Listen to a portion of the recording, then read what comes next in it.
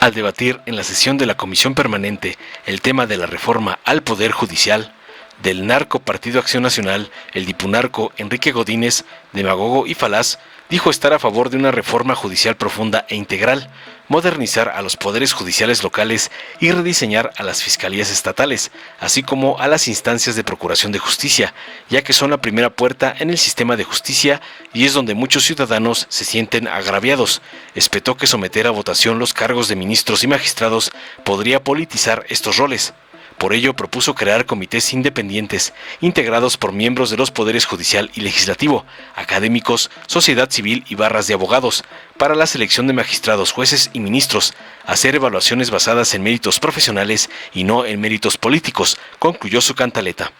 Tras oír las falacias y mentiras de otro lacayo del señor X, el senador Israel Zamora de Morena destacó contundente que la reforma en discusión no fue improvisada, sino resultado de diversos foros y un parlamento abierto desde 2023. Zamora argumentó que los opositores de la reforma menospreciaban la capacidad del pueblo mexicano para elegir jueces, magistrados y ministros, pese a que el presidente, la figura con mayor poder ejecutivo, es elegido por el pueblo.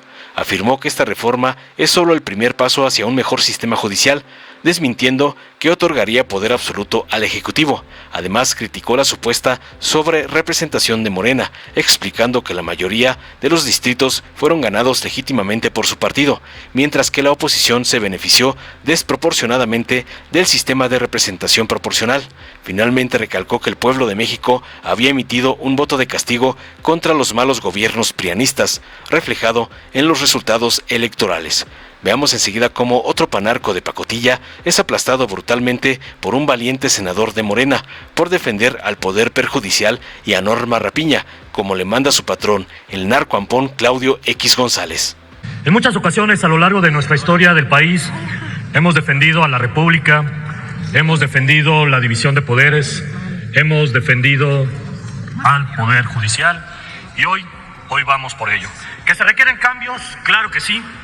En Acción Nacional estamos de acuerdo en reformar, pero condicionado a que todas y todos seamos escuchados y obviamente que se incorporen lo mejor de cada una y de cada uno de aquellos cambios que vayan a enriquecer esta reforma, para llegar a una reforma de gran calado que realmente sirva a las ciudadanas y ciudadanos de nuestro país. El Centro de Estudios Constitucionales de la Suprema Corte nos da cifras interesantes en cuestión de la formación académica. 8% de las juezas y jueces de los juzgadores en general tienen licenciatura, el 8%, pero más del 8% tienen 68% maestría o estudiaron en el extranjero, 18% tienen grado de doctorado, 6% tienen alguna especialización. Pongamos de ejemplo a Javier Lainez, el ministro, licenciatura en Derecho, diplomado en Administración Pública, maestría en Administración Fiscal, maestría en Derecho Público, doctorado en Derecho.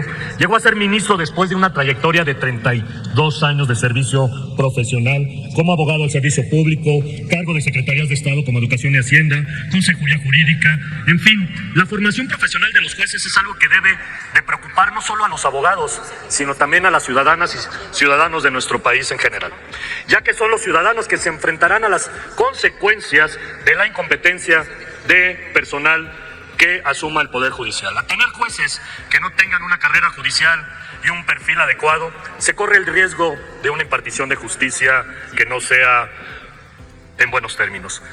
Parámetros internacionales nos dicen que cada 100,000 habitantes hay 65 juzgadores. Aquí solamente en México tenemos 4. Yo creo que esa es un área de oportunidad importante, que asignarle los recursos. Si hay que dividir y hay que poner recursos que sean de alguna forma más extendidos para poder poner mucho más juzgadores, tendríamos un poder judicial que tenga más capacidad. Si crece la población, crecen los conflictos, crece la necesidad de impartición de justicia, por lo tanto debe de crecer el poder judicial. La propuesta del Poder Ejecutivo de tener al menos 5 años de experiencia para aspirantes a jueces serían perfiles que considero que tendrían deficiencias en su preparación. Hablamos de lo que tienen los perfiles de los demás juzgadores.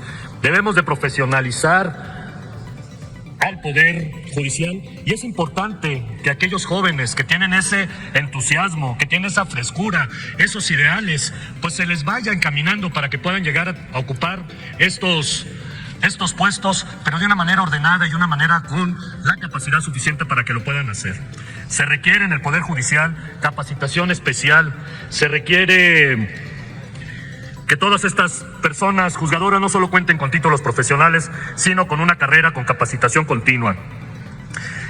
Como se dice, la experiencia se aprovecha y la corrupción se combate. En Acción Nacional sabemos que someter a votación a los cargos de ministros y magistrados podría politizar estos roles. Pero creemos que la creación de comités independientes integrados por miembros del Poder Judicial, académicos, Poder Legislativo, sociedad civil y barras de abogados para la selección de magistrados, jueces y ministros, hacer evaluaciones basadas en méritos profesionales y no en méritos políticos, audiencias públicas donde se examinen calificaciones y el historial de los aspirantes, permitir que cualquier ciudadano interesado pueda competir por oposición para ocupar cualquiera de estos cargos judiciales. En Acción Nacional estamos a favor de una reforma judicial profunda e integral, modernizar a todos los poderes judiciales locales, el rediseño de fiscalías estatales, la procuración de justicia, que es la primera puerta en nuestro sistema de justicia y es donde muchos de nuestros ciudadanos se sienten agraviados. Es cuanto, Presidenta. Muchas gracias, Presidenta. Con su venia. Durante la discusión de esta reforma, que repetimos no es producto de una improvisación, sino de diversos foros que se realizaron desde el año 2023, también el Parlamento abierto que se realizó en los meses de febrero, abril, que siguen analizándose los resultados para poderlos integrar en el dictamen, la oposición ha presentado algunos argumentos que me parece que ninguno de ellos es sostenido ni legalmente ni moralmente, y voy a explicar por qué. Algunos de los argumentos en contra de la reforma han sido que el pueblo de México no tiene la capacidad intelectual para poder elegir a jueces, magistrados y ministros. Y dicen, es que ¿cómo les vamos a dejar en el pueblo, al que siempre han menospreciado, esa enorme responsabilidad? Cuando la persona que detenta, podríamos decir en nuestro país, al ser la cabeza del Ejecutivo, el mayor poder concentrado, es elegido por el pueblo, y siempre ha sido así. Entonces nosotros creemos que ese no es un argumento válido y ya se han dado muchas razones del por cual consideramos que no es válido. Después se ha dicho que esta reforma no es integral. Pues nosotros no hemos dicho que no se debe de avanzar en una reforma del sistema judicial. Por supuesto que sí, pero hay que iniciar y este es el primer paso a la construcción de un mejor sistema judicial en nuestro país. El mundo no acaba después de que entre en vigencia o en vigor esta reforma. Por supuesto que van a continuar los trabajos para mejorar ahí sí todo lo demás que integra el sistema judicial, fiscalías, defensoría pública y todo lo demás que se ha dicho. También han dicho que se pretende a través de esta reforma que el Poder Ejecutivo tenga el poder absoluto en la decisión de la Corte o que tenga la forma de manipular las decisiones del Poder Judicial, algo que resulta también falso porque no se necesitaría reformar la Constitución en virtud de que la próxima presidenta podría colocar a 4 personas más bajo el sistema actual en la Suprema Corte de Justicia de la Nación. Y luego entramos a un tema que ahorita uno de las personas que pasó exponía, una supuesta sobrerepresentación que es absolutamente falsa. Llama mucho la atención la facilidad con la que se miente tratando de manipular con mentiras a la opinión pública. Miren, y voy a explicar este tema porque me parece muy relevante. Para llegar a la Cámara de Diputados hay 2 vías, la de la mayoría relativa, que es 300 distritos que están en juego, y quiero decirles cuántos distritos cree que ganaron la oposición. ¿Saben cuántos? De esos 300, MC, un independiente, el PRI y el PAN solo ganaron 44%. Los 256 distritos restantes fueron ganados por el movimiento de la Cuarta Transformación. Eso representa el 85% de los distritos ganados. Esa es la primera vía. Eso representa 300 curules, que son el 60% de la Cámara, el 85%. De manera legítima, porque fueron los mexicanos los que votaron por el movimiento, se lo dieron a Morena, al Verde y al PT. El restante 40%, o sea, los otros 200 curules, se dan a través de un sistema de representación proporcional. ¿Y quién creen que son los que más se benefician de ese sistema? Ellos, la oposición. Miren, el PAN, les voy a dar unos datos que son muy importantes. El PAN solo ganó, repito, algunos distritos que fueron la oposición en general, 44, pero el PAN únicamente ganó me parece que fueron 33 distritos los que ganó. 32 distritos ganó el PAN y va a recibir 36 curules. ¿Saben cuántos ganó el Partido Verde Ecologista de México?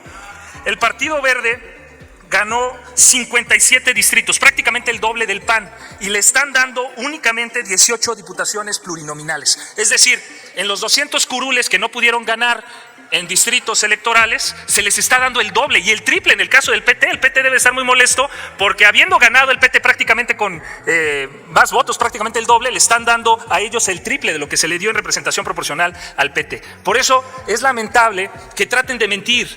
Esas son las consecuencias que se tienen en los resultados electorales. Por eso solo ganan entre todos 44 distritos electorales, el 15%. Y si hablamos en el Senado, la derrota es todavía más escandalosa. Imagínense, el movimiento de la Cuarta Transformación ganó de mayoría relativa 30 de los 32 estados que estaban en juego. La oposición, PAN, PRI, MC, solo ganó 2 entidades federativas, y así dicen que se les está robando representación. No, el pueblo de México no quiere que ustedes lo representen, y no lo digo yo, lo dijo el pueblo de México al emitir un voto de castigo en contra del mal gobierno que realizaron durante décadas. Muchísimas gracias por su atención. Gracias, senador. Dale en me gusta, suscríbete, activa la campanita y compártelo para que más gente lo vea.